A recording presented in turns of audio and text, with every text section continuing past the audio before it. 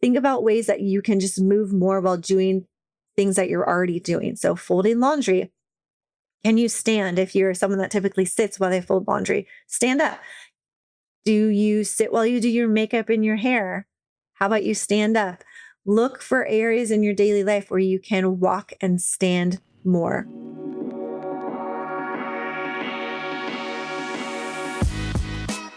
Welcome to Simple Weight Loss for Busy Moms, the podcast that cuts through all the social media noise and gives you real strategies to lose weight without fad diets or complicated plans. I'm Amanda Ford, and I teach busy moms how to use calorie tracking, simple nutrition skills, and strength training to finally lose the first 10, 20, or even 30 pounds and keep it off.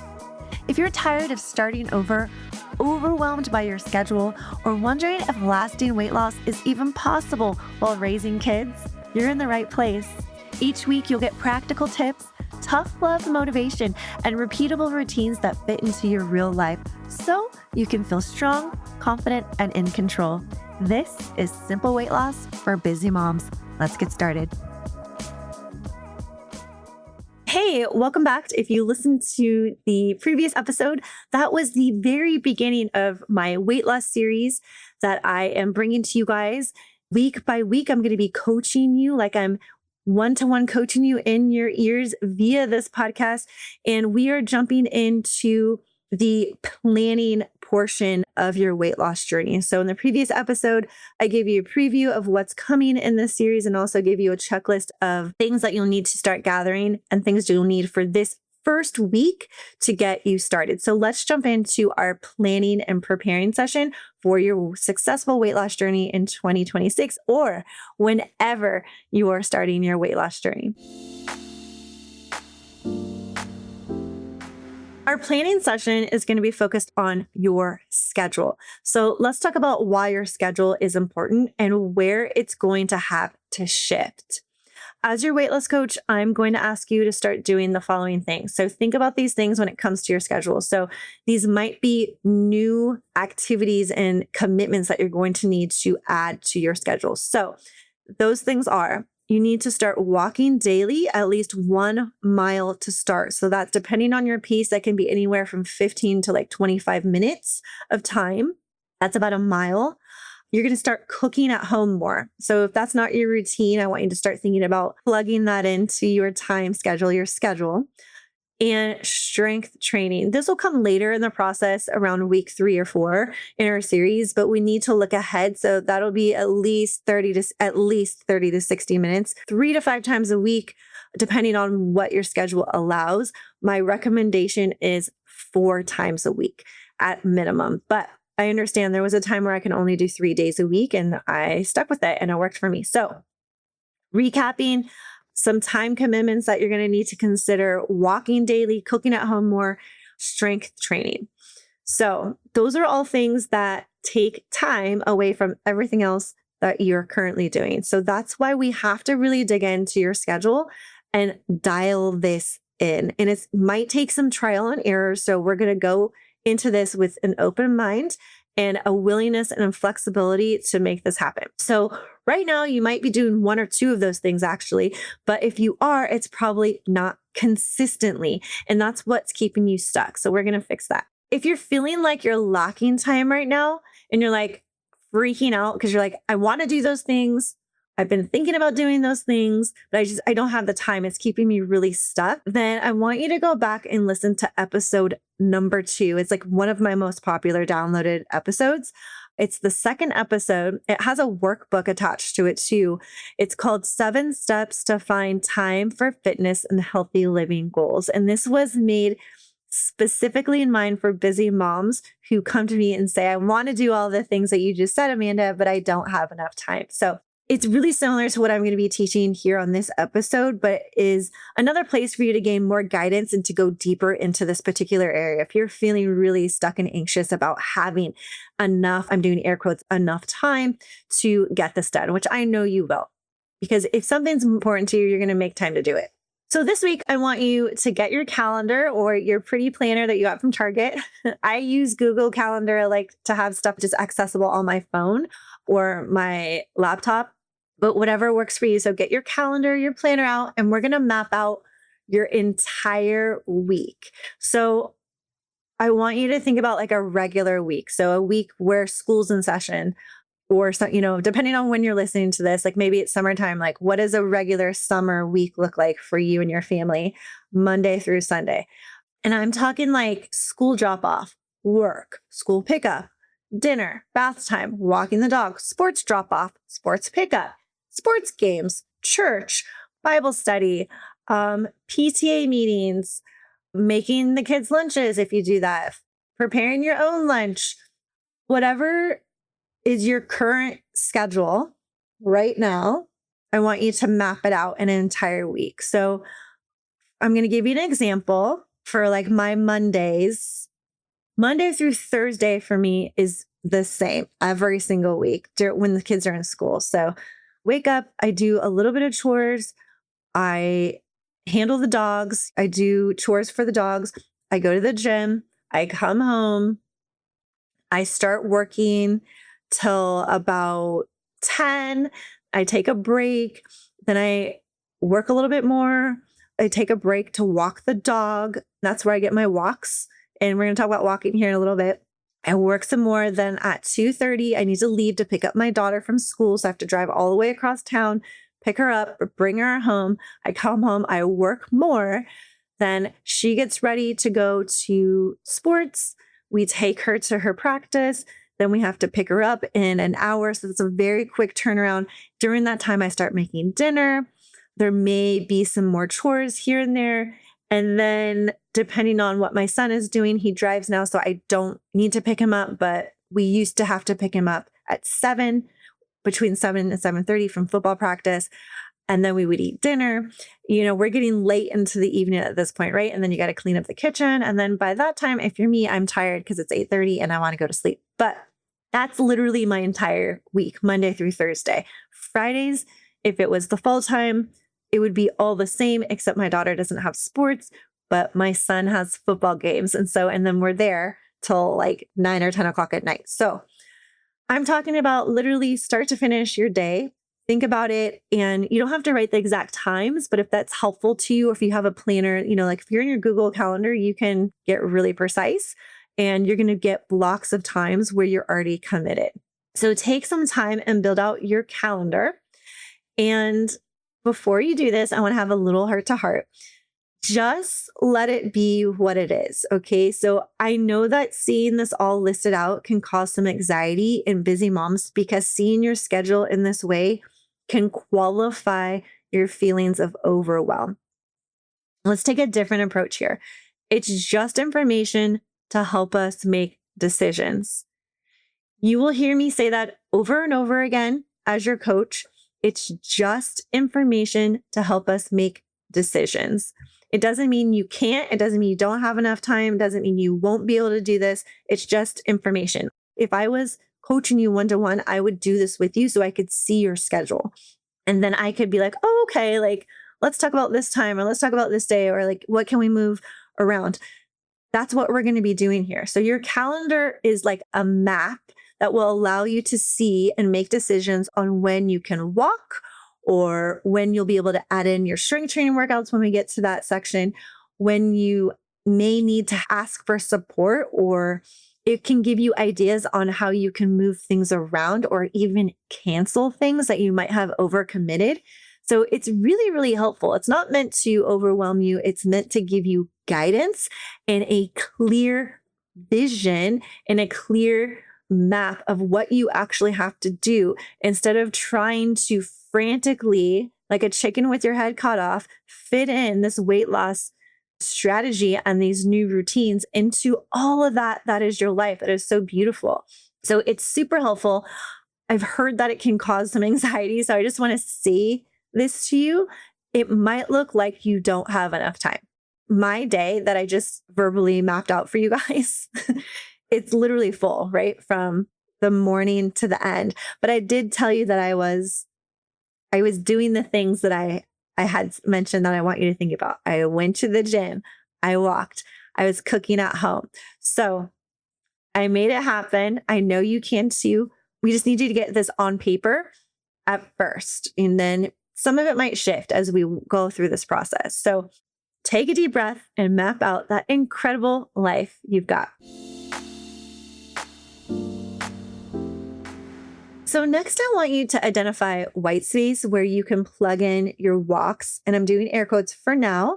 That time may not work as we move on and assess, but it may work. So that's something that we'll look at as we go through this process together.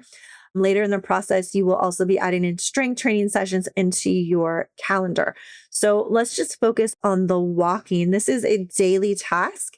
And I want you to start today. You can start today.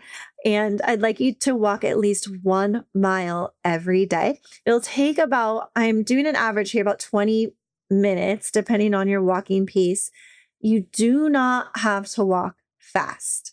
The intention is to get you moving right away. I want you to start moving right now.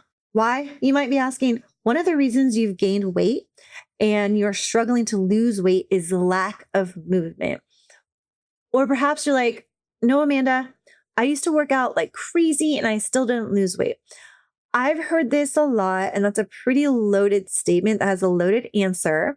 But to simplify, strength training is part of our strategy, right? I've already said that. It will come up later in the process, but believe it or not, it only accounts for a tiny fraction of our calories burned on the day-to-day when we hit the gym. That means it's extremely important to focus on moving more throughout your day at all times. This is one of the first new routines you'll be working to build in your daily life. Walking is your entryway to successful weight loss. Going for a walk will help you press play on your weight loss journey without feeling like this is a huge life overhaul. It's very effective. It boosts your mood, motivation, energy. It literally and figuratively gets you moving forward. Takes you from stuck to unstuck in just one step. See what I did there? But also, if you're able to stand more, this is a very easy tweak to your day to get you moving more. So at work, can you stand? Can you take some of your meetings while standing? I know I do a lot of video meetings, so I don't need to be sitting. I can stand. So I pace my office. Sometimes I walk outside if I don't need to be in front of a screen. So think about ways that you can just move more while doing things that you're already doing. So folding laundry. Can you stand if you're someone that typically sits while they fold laundry? Stand up. Do you sit while you do your makeup and your hair? How about you stand up? Look for areas in your daily life where you can walk and stand more. This is like the biggest hack of all time. It's pretty common. So park far away from the grocery store. If you're at football practice with your son, can you walk the track while you wait? Skip the drive-through at the bank or at Starbucks. Walk inside.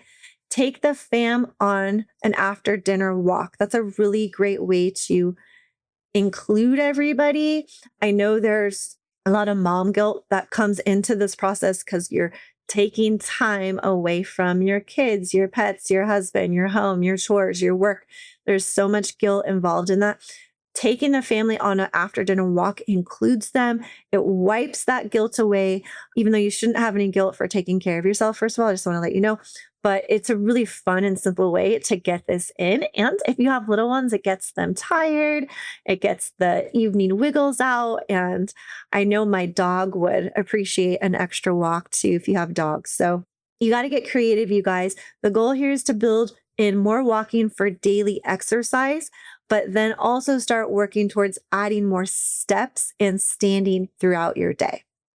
So the homework here is to take a look at your calendar, the one that you just built, and schedule when you can do your daily walks. Depending on what you have going on, this may look different on different days. That's okay.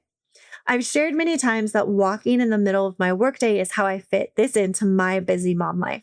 I eat my lunch at my desk while I work. Then I use my lunch hour to walk. This works for me, but you need to be honest with yourself and make a decision on what would work best for you. And remember, as a busy mom, you have to go into this being flexible. Sometimes you may have to move your walk to a different time of day. You might have to split your walk up throughout the day because you're like, I only have 10 minutes here and 15 minutes there. Fine. Some days you might not get it in, but having a calendar set up like this allows you to see where your walks can be moved around depending on your schedule. And it's so helpful. So, this step of building out your schedule visually is critical. Plus, this is just week one. The schedule you make now may need tweaking after you give it a shot. The process takes trial and error, and making small changes is important to get the perfect fit. We will get into this in another episode, but as we work together each week, part of our routine will be to do weekly check-ins. I have a really great YouTube video that has slides with weekly check-in questions that will help you to assess your progress and will help you identify areas for improvement. Small shifts, big results. So if you want to check that out now, you can to get a little preview. And you can go over to my YouTube channel. Don't forget to like and subscribe to the Simple Weight Loss for Busy Moms YouTube channel. Again, as a reminder, this is a great place to leave comments or questions if you have them. The episode is number 24, Journal Prompts for Huge Weight Loss Results. I'll link it in the show notes. So you guys, this is huge. We've gone through our first step here, our first week. You've got your calendar all set up. You know when you're going to go for your walks. Step number 2 for this week is recording your starting metrics. All right, let's record your starting points. This is exciting. This is where you're starting. And that means you have the whole world in front of you to make great change in your weight loss journey. So tracking progress is a pillar in my strategy and in my coaching philosophy. We will track all types of personal progress metrics as we go on. But to start, let's begin with the basics, your weight and your body measurements. In this step, I want you to take 3 before photos. So our front, side, and back. So full body, I want to be able to see your head to your feet. And do this in a bathing suit or something similar so you can see the contours and shape of your body from day 1. Don't forget to smile. Everyone frowns in their before photos for some reason. No, you should smile. It's more fun when you smile. It makes it exciting. So then I want you to step on a scale and record your weight. And I want you to get that in your phone. So make a notes section in your cell phone so you can keep track of this and just put like the date and your weight. And for those of you who are hesitant to do this step, first, I want to remind you, we are not skipping this step. We're not skipping steps this time around or doing things in a different way because you think that you know better, or maybe you're having some emotional hesitancy for whatever reason. I respect that. I understand. But you are doing things differently this time. Remember, you're fully participating. Your weight is just a number for us to track. It means nothing more than that at this very moment. Don't think anything more of it. It's just information. Finally, we're going to take your body measurement. So you're going to get out that soft measuring tape that I encouraged you to get, and you're going to take the circumference of the following areas and make note of this in your cell phone and your cell phone notes. So you need to do your neck, your upper arms, so around the biggest part of your upper arm, your chest, your bust, your waist, your hips, your upper thighs, so around the largest portion of your thigh, and your calves. It's helpful if you have someone do this with you because the tape can be kind of tricky and it can be hard to read. I use a mirror. But if you don't have anyone to do it with you, just make sure that you measure twice. I actually have a YouTube reel where I show you how to do this. I'll link that how-to in the show notes so you can just have a look on how to take your body measurements. And remember to stay relaxed. Don't suck in when you're doing your measurements or even in your photos. You want to be relaxed in your photos too. We want real numbers, real images. And this is best done, again, in your undies or your bathing suit, so you get the measuring tape up against your skin for accuracy. Measure twice, like I said. Record your starting points in your notes in your phone. And I will say this again. These are just numbers for us to track. They mean nothing more than that at this moment. Don't think anything more into it. It's just information. And actually, it's really important info that we will use later in your process to calculate your calorie budget and a couple other things for health. So it's data we need to get you even more healthy. So it's just information, guys. I know this can be hard to look at when you're feeling like you're in a space that isn't quote unquote healthy or that you are overweight and you're just anxious to lose the weight. I understand. But we're looking at this through a different viewfinder, right? We're taking the information we need so we can get super healthy and lose all the weight that we've ever dreamt of. Okay, so I know that was a lot. Let's wrap up and review your homework for this first week. So this was our planning week, our getting started week. And here's your homework. Okay, so you're going to draft your calendar. You're going to schedule in your daily walks. You're going to start your daily walks today or tomorrow. Do not wait, just start. You're going to take your before photos and you're going to take and record your weight and your body measurements. Final comments before I let you go, especially if you're not listening to this in real time. That means that I have an entire series already published for you guys. Listen up. This goes for you if you're listening in real time too. No skipping ahead. I know you're ready to lock in your meal plans, hit the gym, and you're so ready to lose weight and get those results. I get it, but I need you to trust me here. Rushing into this is what has screwed things up in the past, causes overwhelm and quitting. Not this time. Say that with me. Not this time. Take a full 7 days to work on your homework and work through the schedule that you built and work on your walking routine. And then we'll get into week 2. The series builds on itself. So in week 2, you'll keep your walking schedule. You will just be learning and adding in a new skill and routine into the mix. We will have practiced the schedule that you built and be able to identify areas where you need to maybe make shifts in your timing so you can stay consistent.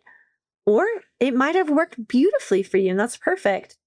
You might be able to identify days where you need help with dinner or a night or two that you need help with school pickup. So just things like that. That's why the calendar is so helpful. Did the walking routine work well for you? Or would you like a different schedule?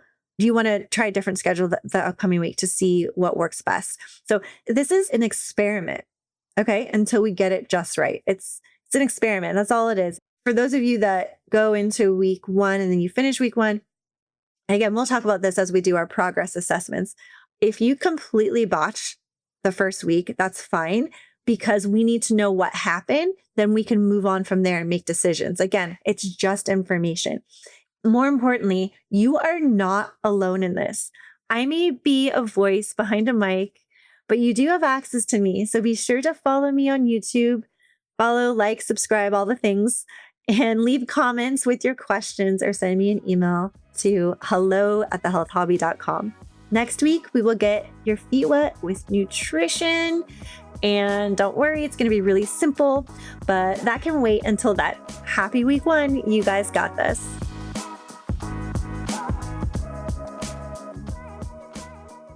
Hey there, me again. Quick disclaimer. Here I share tips, insights, and ideas to help you on your weight loss and fitness journey. But I'm not your doctor or your personal health guru. Before diving into any nutrition or fitness plans I talk about, make sure to check in with your healthcare provider. They know your body best. Think of this podcast as your cheerleader and a place for healthy living idea inspiration, not your prescription pad. Stay safe, stay smart, and let's crush those goals together. Until next time.